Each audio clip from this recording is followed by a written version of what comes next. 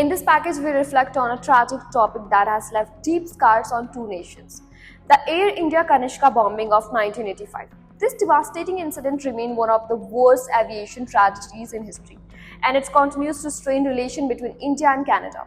Here's a brief look at what happened and why it still divides these two countries. On June 23, 1985, Air India Flight 182, known as Kanishka, was en route from Montreal to Delhi with a stopover at London. The aircraft, a Boeing of 747, was carrying 329 passengers and crew members. Tragically, it never reached its destination. A bomb planted in the luggage exploded mid-air off the coast of Ireland, killing all on the board.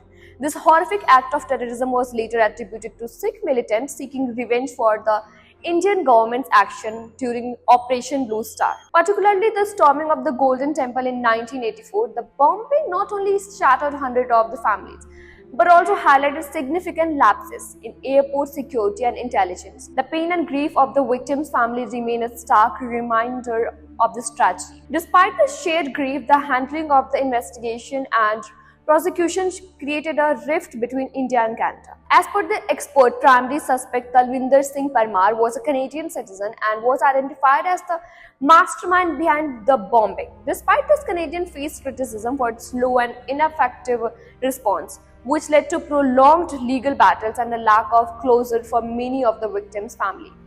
Only one person, Inderjeet Singh Riat, was convicted in connection with the bombing, and that too on charges of manslaughter and perjury, not for the bombing itself. This has been a significant point of contention.